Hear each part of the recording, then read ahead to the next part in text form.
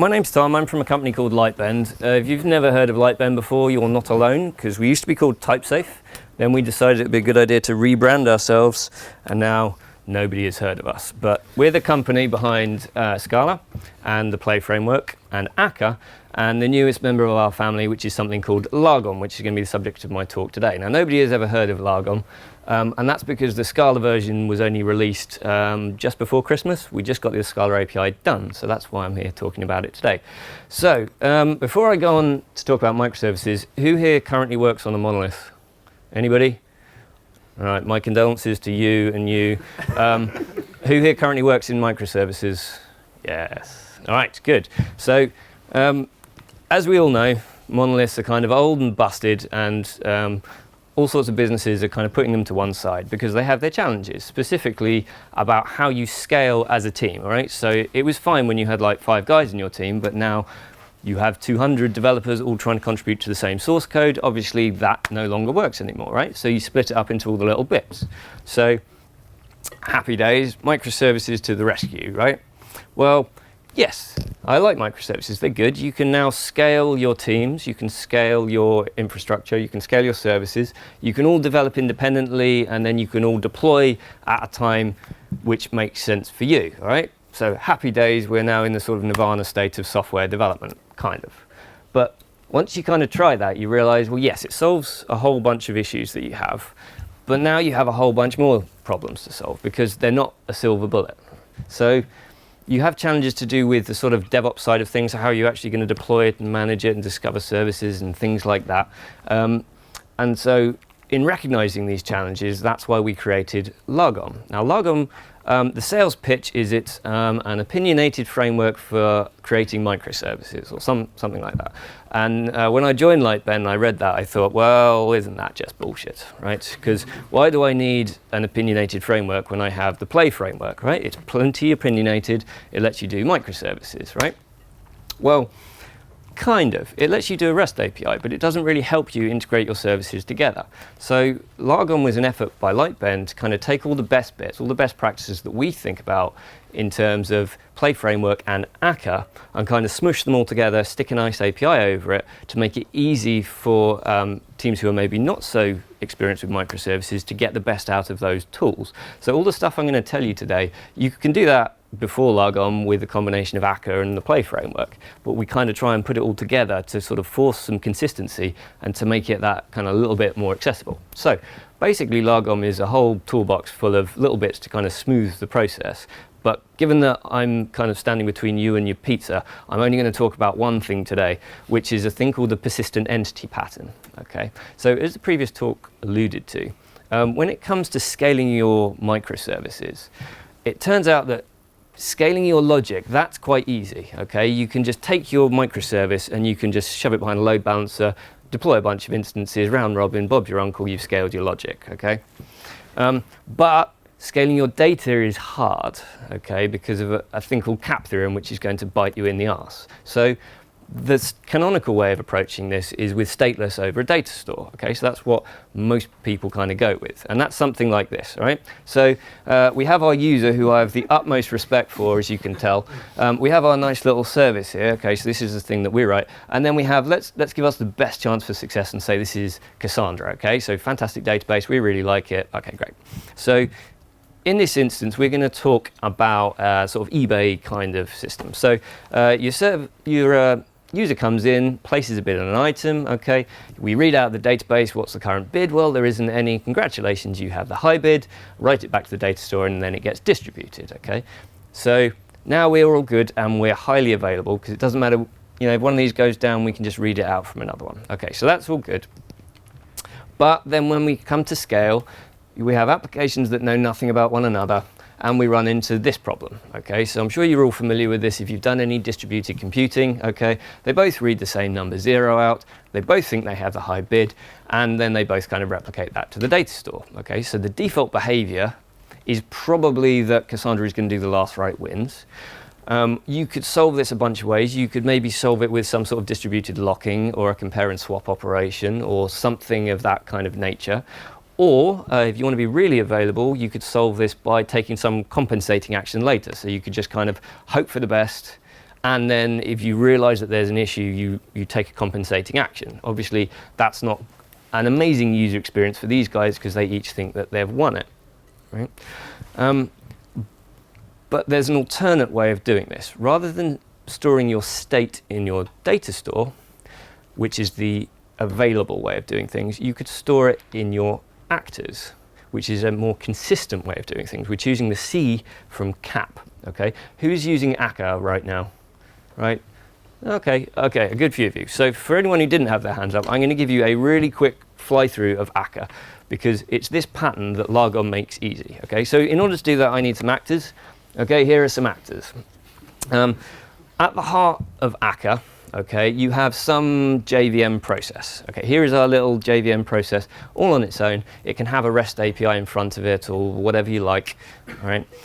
And the nice thing about Akka is it's clustering, okay? So when a new application comes along, they know about each other. Unlike a stateless application, which are blissfully unaware of its siblings, they know about the other people in the cluster. And then your actors dangle off of that, all right? So your actor will live in one place in your architecture. It stores your state in there, and that will represent some sort of entity. It could be like a shopping basket or a customer's order or something like that. All right? So this kind of sounds eerily similar to a sticky session, which obviously is a bad thing, right? Because there's only one place in the system where your thing lives. So to combat that, we have a thing called sharding, right? So part of the Akka clustering is that when somebody joins, you instantly know via, via gossip protocol where exactly in the system that guy is living, right? So you can go to any node, you can get a dumb as a box of rocks load balancer, go to any node, and you will always find the way to the actor that you are concerned with, okay? So that's good. So that resolves the kind of sticky session bit of it. The next cool thing about this is that it enables you to scale really easily. Because you have a cluster, you can just fire up a new JVM process anytime there's a surge in traffic. It will then communicate with one node, figure out all the other nodes in the system, and then the really nice bit is that thanks to sharding, those entities will just get moved to the appropriate node, complete with all the state and the logic together. The next cool thing is when, I know I'm going to talk about split brain later. I will talk about split brain. The next thing is when you get a split brain scenario. So if I can't talk to my node, right? So if there are a few failure scenarios that we have to cope with because we're on distributed computing. This could just run out of memory and die on its ass, okay? That's highly likely. What's also likely is that the network will let you down like it always does, and one or other of these will just fail, okay? So there's a feature of Akka called the split brain resolver, and there's features of clustering so that you can down your node. When that happens, its siblings react to this because it's all aware. They're all aware of one another, right? And it will move that along with the state and the processing to the appropriate place. And then any requests that hit one of these are just going to get sent to the appropriate location, right? Later, when it comes back, the reverse happens and it just gets load balanced back again. So, given that we have these entities which are now storing state in them, if we apply that to the same pattern that we had before, it goes a little something like this, right? So our two people come in. The nice thing about Akka is that these are linearized, so they're guaranteed to be fulfilled in order. So we get causal consistency in this instance.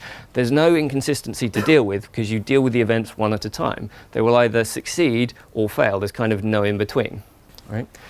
And the compromise that you're making with this system, is that you don't have quite that same availability, but your ability to same availability. So you can get around that by the fact that you spread out the data for your system across a bunch of nodes. So if you have 10 nodes and one goes pop, it's only 1/10 of your users or your entities that are going to be affected. And because of the features around split brain and sharding and clustering, it will self-heal. So it's unavailable for a little bit, but it will come back in a matter of a few seconds. Okay, so after all that rambling talk, I'm finally going to actually show you some code. So Lagom basically at its core helps you implement this pattern. There are two bits to every service, right? So let's talk about our eBay kind of clone. I did this talk this morning, by the way, in Java, and I love the Scala one because it actually fits on one slide. So there are two bits to every Lagom service, okay? First of all, you define an interface, and then you implement that later, right? the interface is what you see here. And Lagom will actually automatically make a little client for you that you can invoke and call this stuff with. So we extend this service thing, okay, and that interface basically is just this function here. How lazy am I using a laser pointer? All right, so you define this descriptor, and this is basically smushing together a whole bunch of features and giving you a nice DSL for it. So this path call, this is a REST API, okay? So we can place a bid, and we can get the total bids for an item, okay? You define you define a function for every one of these place calls, and the nice thing is it's type safe, okay? So when you place a bid, this is the model for placing a bid. It's got things like how much you want to pay for it, okay? And then this is a nice type safe collection of classes which say whether you're successful or not, or you've been outbidded or something like that.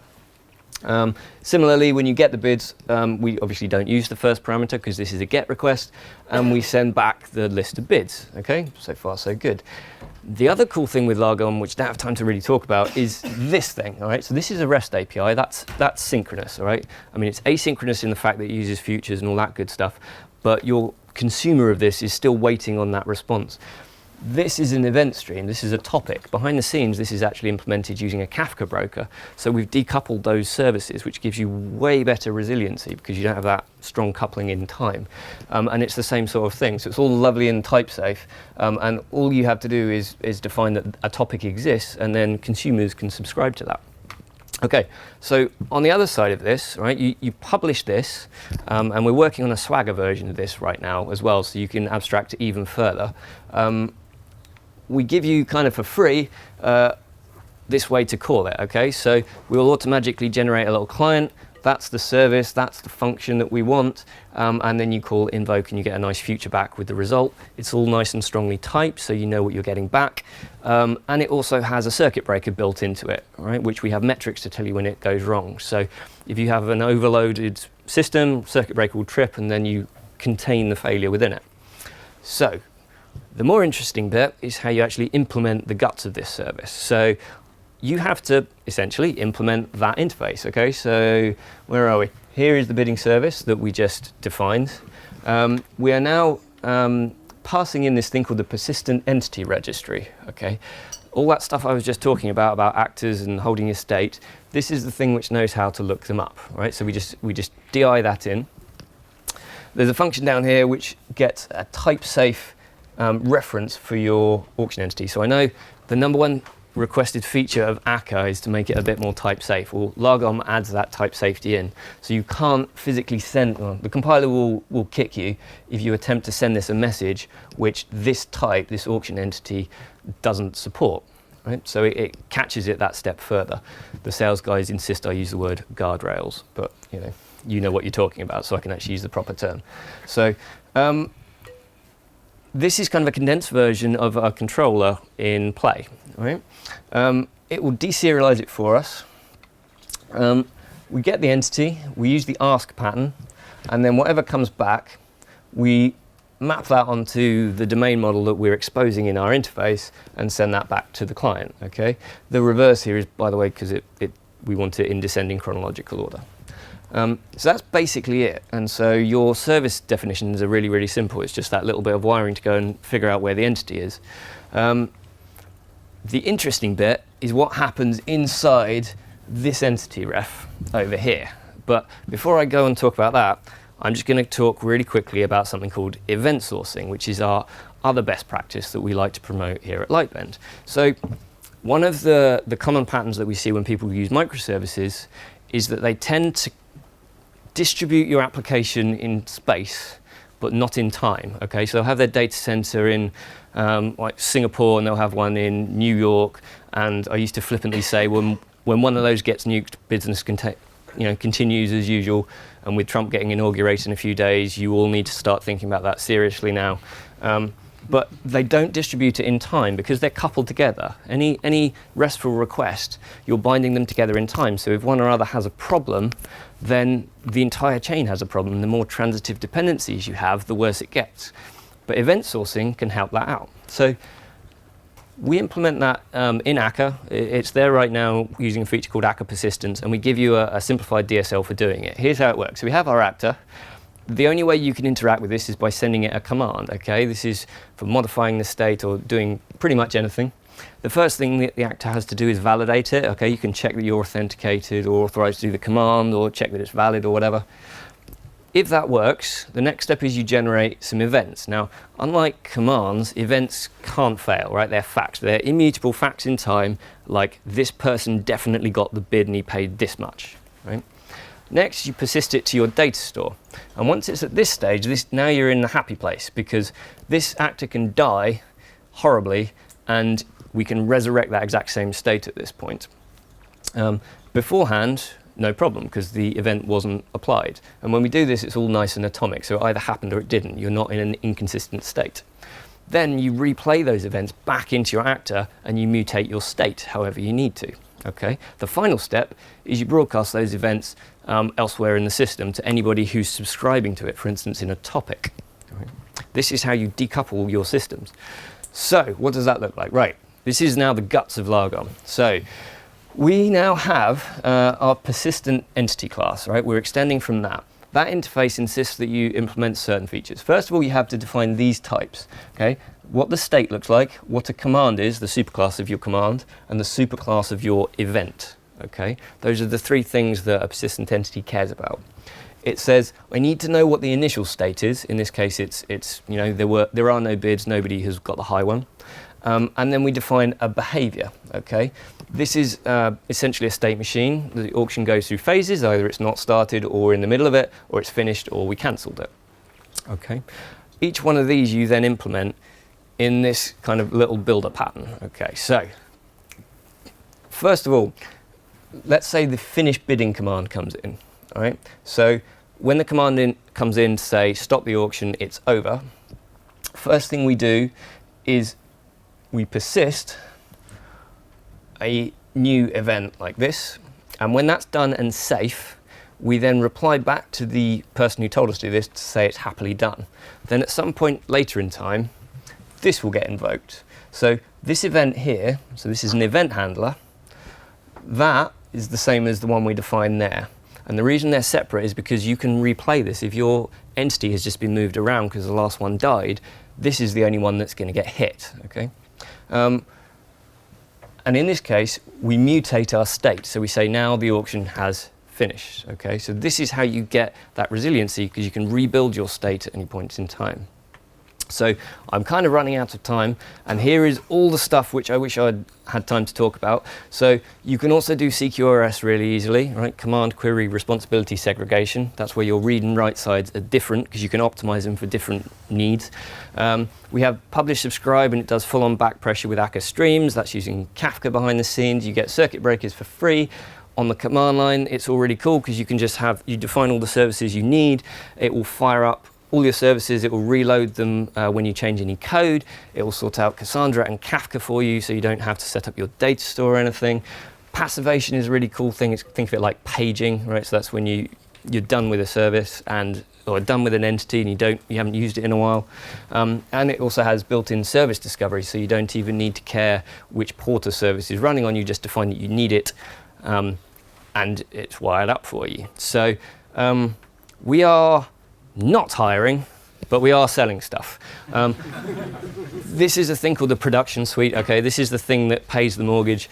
Basically, it handles the DevOps side of things, okay? So if you have a service defined in Play or Akka or Lagom, it has a whole bunch of tools in there for essentially deploying it, scaling up and down. You get consolidated logging. You've got monitoring taken care of, and that's where the split brain resolver lives, okay? So I think I'm out of time, and I have one question, I guess. Anybody? Go for it. Why Java wasn't the first release? That's a good question. All right, so why Java, not Scala for the first release? Okay. As a company, we know we have a very loyal amount of followers who come along with us because they want to use Scala. Generally, those followers are the sort of people who would just have implemented everything I just said using Akka because it's fun, right? We are specifically targeting the developers who don't tend to do that, and those are usually the ones who tend to use Java more. The other reason is that Java is much more widely adopted compared to Scala. And finally, the Scala API was a lot easier to write than the Java one, and we sort of knocked that out in about 6 weeks, I think, whereas the Java one we had to kind of finesse a bit more. Okay. We may have time for perhaps One more. Okay, one more. Go for it. Any plan to integrate with Swagger? Yes. That definition thing I just showed you, okay, that's built, you get a Java library that you can interact with. We want to abstract that away. So all of the stuff I just showed you doesn't preclude any sort of polyglot microservice infrastructure. If you want to call it from another language, that's absolutely fine. And the feature we're working on at the moment is Swagger integration. So essentially, rather than defining your interface and exposing that via a library, just a jar, we're going to expose that via a Swagger definition as well. So you have the choice, if you want to call it from some other language, that you can use that. Yeah. So have a look on our GitHub page. There is a bunch of demos on there using Lagom. And please, if you've got any feedback on the Scala API, we really want to hear it. It was released just before Christmas, and so we're dying to get some feedback on that.